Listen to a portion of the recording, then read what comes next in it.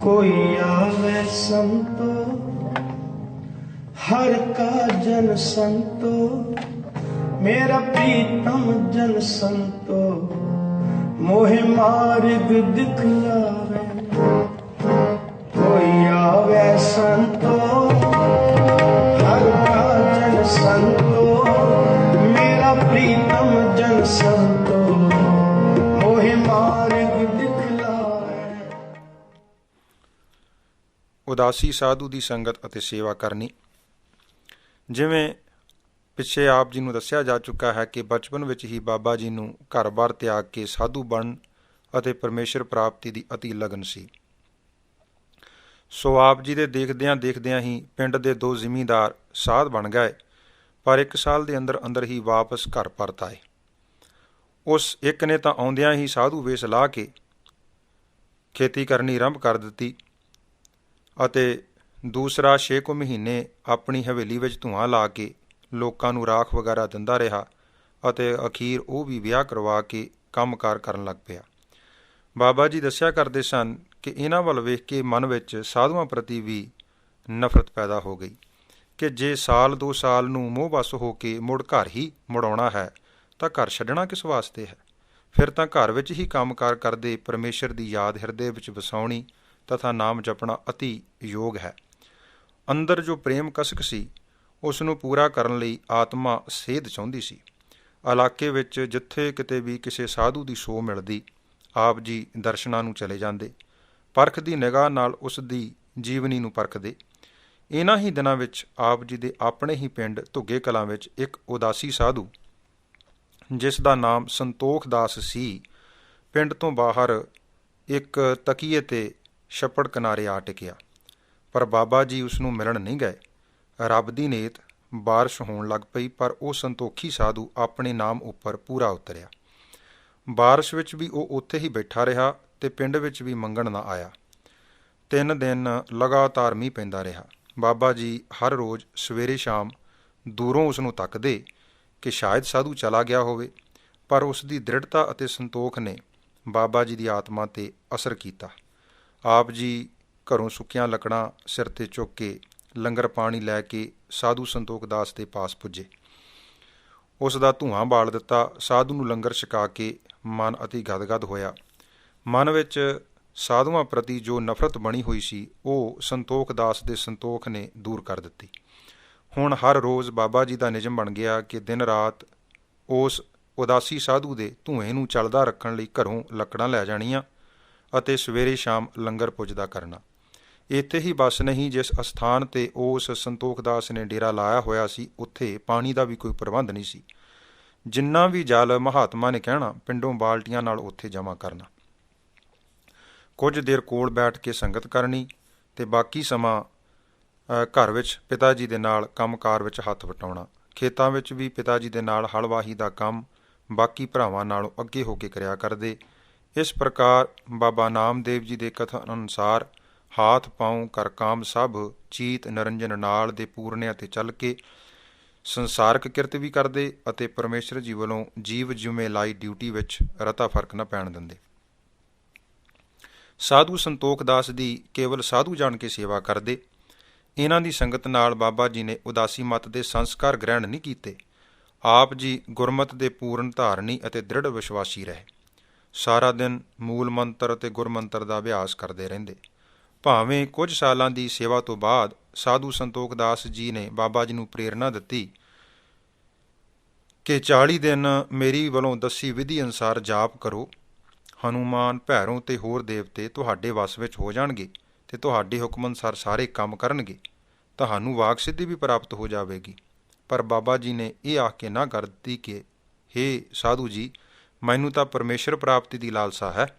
ਮੈਂ ਰਿੱਧੀਆਂ ਸਿੱਧੀਆਂ ਵਾਲੇ ਰਸਤੇ ਨਹੀਂ ਪੈਣਾ ਚਾਹੁੰਦਾ, ਕਿਉਂਕਿ ਇਹ ਤਾਂ ਪਰਮੇਸ਼ਰ ਤੋਂ ਪਰੇ ਲੈ ਜਾਣ ਵਾਲੀਆਂ ਨੇ। ਜਿਵੇਂ ਗੁਰੂ ਅਮਰਦਾਸ ਜੀ ਨੇ ਫਰਮਾਨ ਕੀਤਾ ਹੈ ਕਿ ਰਿੱਧ ਸਿੱਧ ਸਭ ਮੋਹ ਹੈ, ਨਾਮ ਨਾ ਵਸੇ ਮਨ ਆਏ।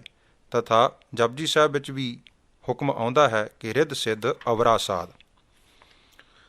ਬਾਬਾ ਜੀ ਨੇ ਲਗਾਤਾਰ ਬਿਨਾਂ ਕੋਈ ਨਾਗਾਂ ਪਾਏ ਪੂਰੇ 11 ਸਾਲ ਇਹਨਾਂ ਉਦਾਸੀ ਸਾਧੂ ਸੰਤੋਖ ਦਾਸ ਜੀ ਦੀ ਸੇਵਾ ਕੀਤੀ।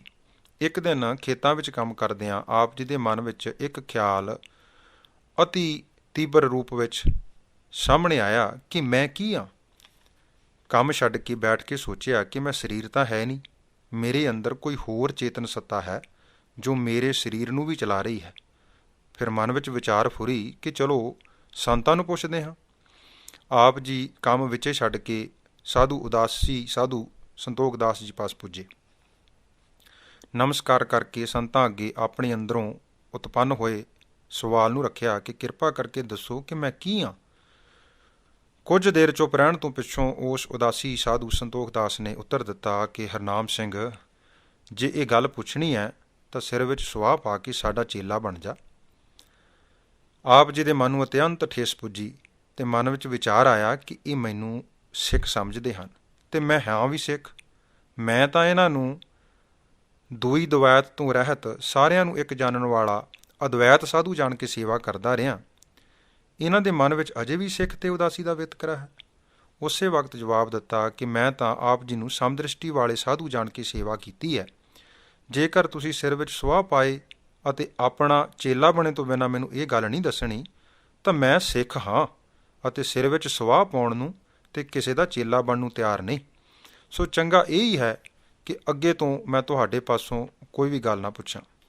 ਉਸ ਦਿਨ ਤੋਂ ਬਾਬਾ ਜੀ ਨੇ ਸਾਧੂ ਸੰਤੋਖ ਦਾਸ ਉੱਤੇ ਜੋ ਪਰਮਾਰਥ ਪ੍ਰਾਪਤੀ ਦਾ ਰਸਤਾ ਪੁੱਛਣ ਲਈ ਟੇਕ ਰੱਖੀ ਹੋਈ ਸੀ, ਉਸ ਆਸ ਦੇ ਵੀ ਕਿੰਗਰੇ ਟੁੱਟ ਗਏ।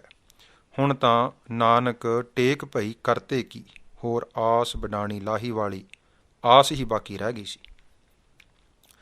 ਉਦਾਸੀ ਸਾਧੂ ਵੱਲੋਂ ਨਿਰਾਸਤਾ ਮਿਲਣ ਤੇ ਆਪ ਜੀ ਨੇ ਪਰਮਾਰਥ ਦੀ ਪ੍ਰਾਪਤੀ ਵਾਸਤੇ ਸਿੱਖ ਸਾਧੂਆਂ ਦੀ ਢੋਲ ਭਾਲ ਆਰੰਭੀ। ਬਾਬਾ ਜੀ ਚਾਹੁੰਦੇ ਸਨ ਕਿ ਕੋਈ ਸਾਧੂ ਮਹਾਤਮਾ ਐਸਾ ਮਿਲੇ ਜਿਸ ਨੇ ਆਪ ਪ੍ਰਭੂ ਮਾਲਕ ਦਾ ਮਿਲਾਪ ਪ੍ਰਾਪਤ ਕੀਤਾ ਹੋਵੇ ਤੇ ਦੱਸੇ ਕਿ ਇਸ ਮਾਰਗ ਤੇ ਚੱਲ ਕੇ ਮੈਨੂੰ ਆਤਮਿਕ ਸੁੱਖ ਦੀ ਪ੍ਰਾਪਤੀ ਹੋਈ ਹੈ। ਸੋ ਭਾਈ ਤੂੰ ਵੀ ਇਹ ਸਾਧਨ ਕਰਕੇ ਵੇਖ ਲੈ, ਸਤਿਗੁਰੂ ਜੀ ਮਿਹਰ ਕਰਨਗੇ। ਪਰ ਇਸ ਪਾਸੇ ਵੀ ਸਫਲਤਾ ਨਾ ਮਿਲੀ, ਕਿਉਂਕਿ ਹਰ ਸਾਧੂ ਮਹਾਤਮਾ ਇਹ ਹੀ ਕਹਿੰਦੇ ਕਿ ਉਪਦੇਸ਼ ਤਾਂ ਤੁਹਾਨੂੰ ਸਤਿਗੁਰੂ ਸ੍ਰੀ ਗੁਰੂ ਗ੍ਰੰਥ ਸਾਹਿਬ ਜੀ ਦਾ ਹੀ ਦੇਵਾਂਗੇ, ਪਰ ਗੁਰੂ ਚੇਲੇ ਦਾ ਰਿਸ਼ਤਾ ਸਾਡੇ ਨਾਲ ਰੱਖਣਾ ਪਵੇਗਾ। ਕਈ ਮਹਾਤਮਾ ਨਾਲ ਕਈ ਦਿਨ ਇਸ ਵਿਸ਼ੇ 'ਤੇ ਉੱਤਰ ਪ੍ਰਸ਼ਨ ਅਤੇ ਗੁਰਬਾਣੀ ਅਨੁਸਾਰ ਵਿਚਾਰਾਂ ਵੀ ਹੋਈਆਂ, ਪਰ ਦੇਹਧਾਰੀ ਗੁਰੂ ਦੀ ਆਵਸ਼ਕਤਾ ਉੱਪਰ ਉਹ ਸਾਧੂ ਅੜੇ ਹੀ ਰਹੇ। ਬਾਬਾ ਜੀ ਦੇ ਮਨ ਵਿੱਚ ਸੀ ਕਿ ਜੇ ਸਮੇਂ ਅਨੁਸਾਰ ਦੇਹਧਾਰੀ ਗੁਰੂ ਦਾ ਸਰੀਰ ਵਿਨਸ ਗਿਆ ਤਦ ਫਿਰ ਹੋਰ ਦੇਹਧਾਰੀ ਦੀ ਤਲਾਸ਼ ਕਰਨੀ ਪਵੇਗੀ।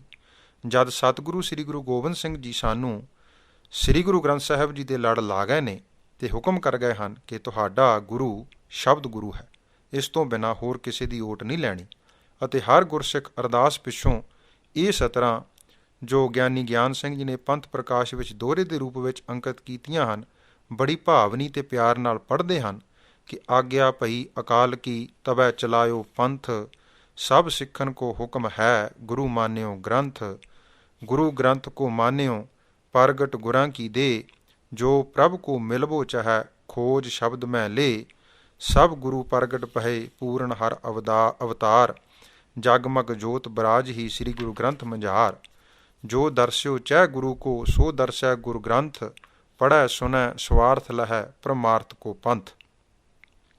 ਸੋ ਇਹ ਹੁਕਮ ਸਾਡੇ ਵਾਸਤੇ ਹੀ ਹੈ ਨਾ, ਇਸ ਨੂੰ ਜੇਕਰ ਅਸਾਂ ਨਹੀਂ ਮੰਨਣਾ ਤਾਂ ਹੋਰ ਕਿਸ ਨੇ ਮੰਨਣਾ। ਚੌਥੇ ਸਤਿਗੁਰੂ ਸ੍ਰੀ ਗੁਰੂ ਰਾਮਦਾਸ ਸਾਹਿਬ ਗੁਰੂ ਗ੍ਰੰਥ ਸਾਹਿਬ ਜੀ ਨੂੰ ਗੁਰਤਾ ਗੱਦੀ ਮਿਲਣ ਤੋਂ ਪਹਿਲੇ ਹੀ ਨਟ ਰਾਗ ਵਿੱਚ ਹੁਕਮ ਕਰ ਗਏ ਸਨ ਕਿ ਬਾਣੀ ਗੁਰੂ, ਗੁਰੂ ਹੈ ਬਾਣੀ, ਵਿੱਚ ਬਾਣੀ ਅੰਮ੍ਰਿਤ ਸਾਰੇ, ਗੁਰਬਾਣੀ ਕਹੈ ਸੇਵਕ ਜਨ ਮਾਨੈ, ਪ੍ਰਤੱਖ ਗੁਰੂ ਨਿਸਤਾਰੇ। ਧੰਨ ਗੁਰੂ ਨਾਨਕ ਸਾਹਿਬ ਦਾ ਹੁਕਮ ਹੈ ਸ਼ਬਦ ਗੁਰ ਪੀਰਾ, ਗਹਿਰ ਗੰਭੀਰਾ ਬਿਨ ਸ਼ਬਦੈ ਜਗ ਬੌਰਾਨ। ਅਤੇ ਚੌਥੇ ਪਾਤਸ਼ਾਹ ਕਾਨੜਾ ਰਾਗ ਵਿੱਚ ਵੀ ਫਰਮਾਉਂਦੇ ਹਨ ਕਿ ਸਤਿਗੁਰ ਬਚਨ, ਬਚਨ ਹੈ ਸਤਿਗੁਰ, ਪਾਦਰ ਮੁਕਤ ਜਨਾਵੈ ਗੋ।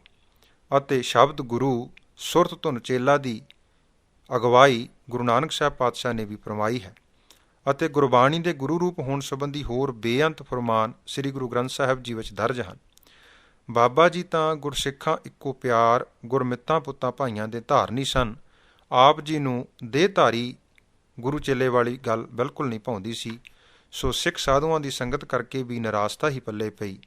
ਇਹਨਾਂ ਨਿਰਾਸਤਾਵਾਂ ਤੋਂ ਪਿੱਛੋਂ ਕੇਵਲ ਹੁਣ ਇੱਕੋ ਇੱਕ ਆਸ ਸੀ, ਇੱਕੋ ਇੱਕ ਟੇਕ ਸੀ ਕਿ ਧਰ ਜੀਰੇ ਇੱਕ ਟੇਕ ਤੂੰ ਲਾਹੇ ਵਡਾਣੀ ਆਸ, ਤਥਾ ਮੇਰੇ ਮਨ ਆਸਾ ਕਰ ਹਰ ਪ੍ਰੀਤਮੇ ਆਪਣੇ ਕੀ, ਜੋ ਤੁਝ ਧਾਰੈ ਤੇਰਾ ਕੁਟੰਬ।